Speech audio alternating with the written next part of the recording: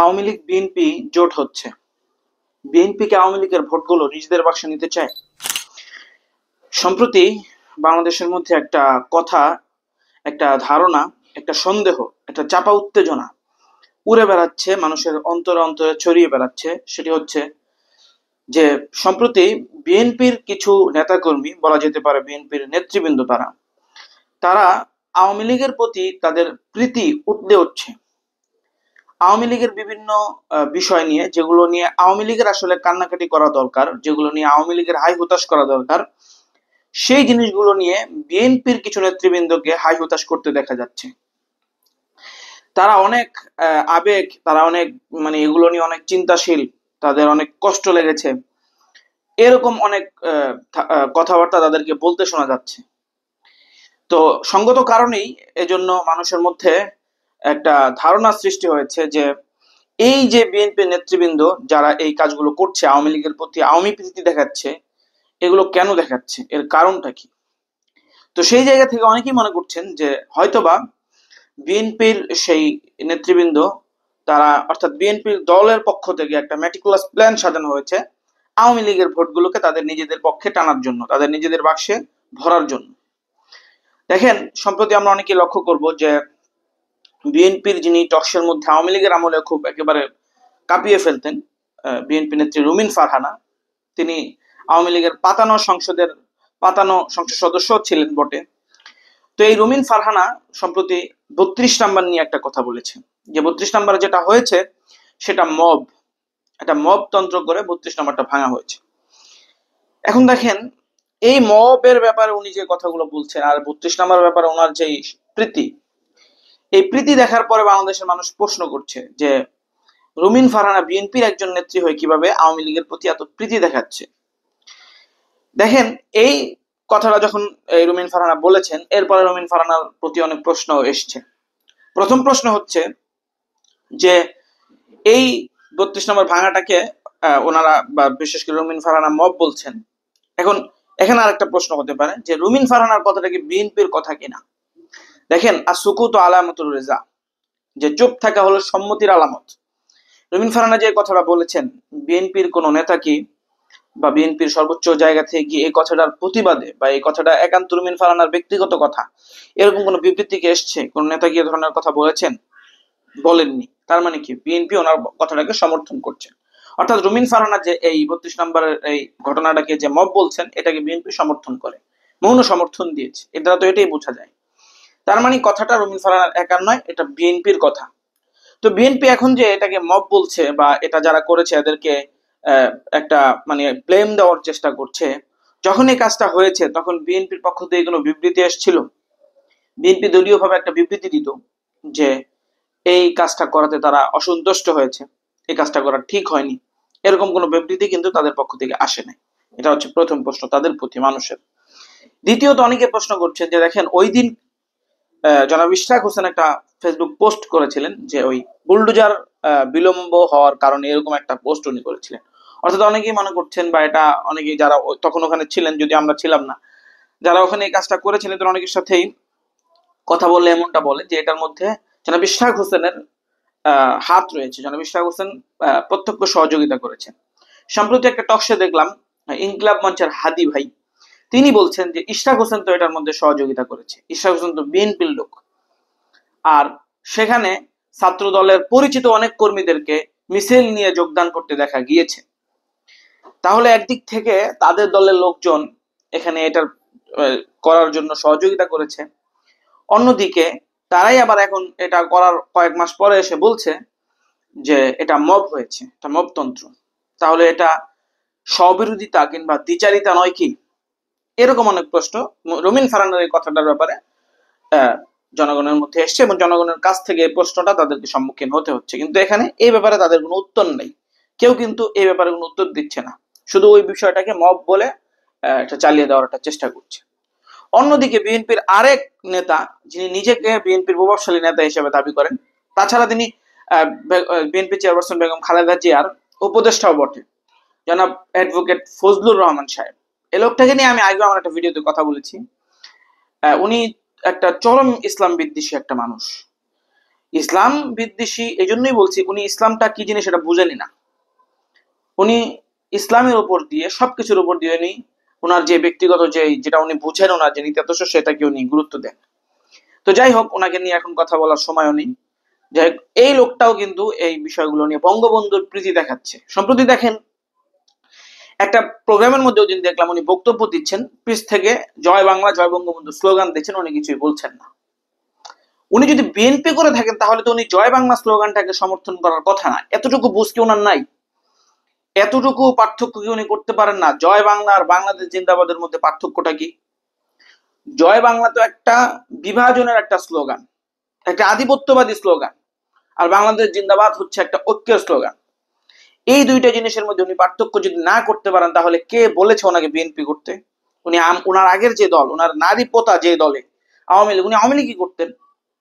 কিন্তু আশ্চর্যজনক এবং দুঃখজনক এবং দুর্ভাগ্যজনক হলেও সত্য, তিনি কিন্তু এই কাজগুলো করছেন। তাছাড়া তিনি অনেক বলার চেষ্টা করছেন যে আওয়ামী লীগ আর বঙ্গবন্ধু এক নয়, এরকম অনেক কথা উনি বিভিন্নভাবে বলার চেষ্টা করছেন। এগুলো নিয়ে আমরা আগে অনেক কথা বলেছি।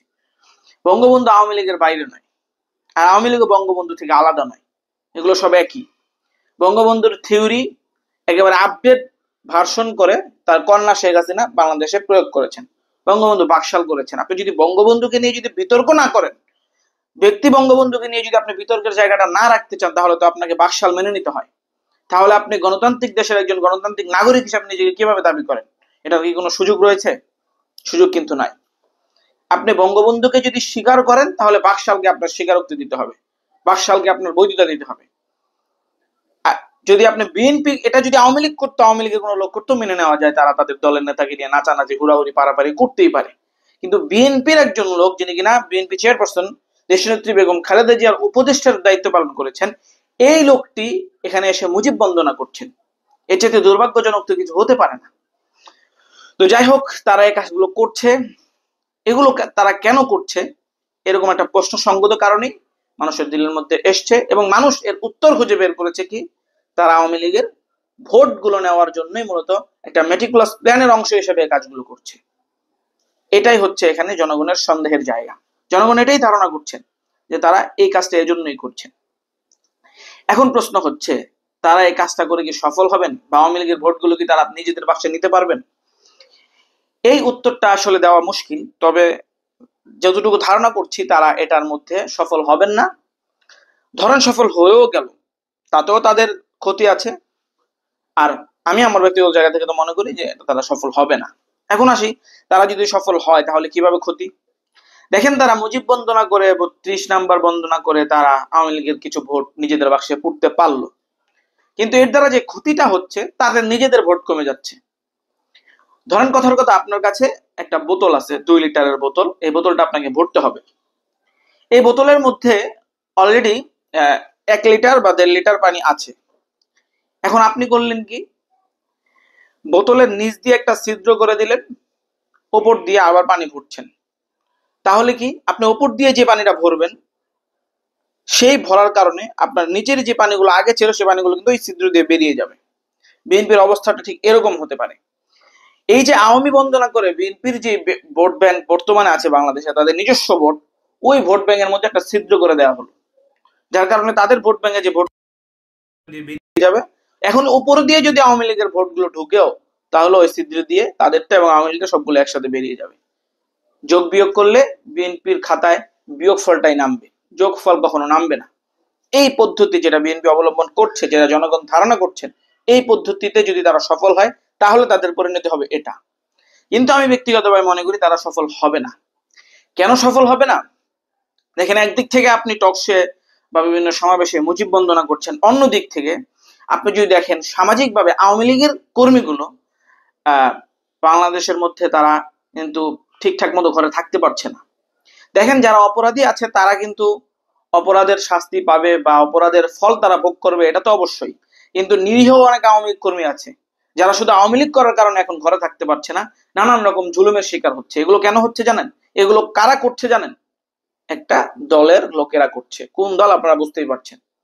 তাহলে একদিক থেকে আপনি একটি দলের নেতাকর্মীদেরকে রাত্রে বাসায় ঘুমাতে দিচ্ছেন না, তাদেরকে দৌড়াদৌড়ি করাচ্ছেন, তাদেরকে হয়রানি করাচ্ছেন, ন্যূনতম যোগসূত্র থাকার কারণে তার বিরুদ্ধে আপনি মামলা করছেন, এই করছেন, সেই করছেন, বিভিন্ন রকমের কথা বলছেন।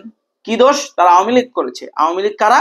আওয়ামী লীগ হচ্ছে স্বাধীনতা বিরোধী শক্তি, আওয়ামী লীগ হচ্ছে ফ্যাসিবাদী দল, আওয়ামী লীগ হচ্ছে ভারতীয় মদতপুষ্ট একটা দল। সুতরাং এই দলের কর্মীদের, আর আওয়ামী লীগ যেহেতু এত বড় একটা মেসাকার ঘটিয়েছে, এতগুলো গণহত্যার সাথে যাদের নাম জড়িত, তাদের কর্মীদেরকে তো কোনোভাবে ঘরে থাকতে দেওয়া যাবে না।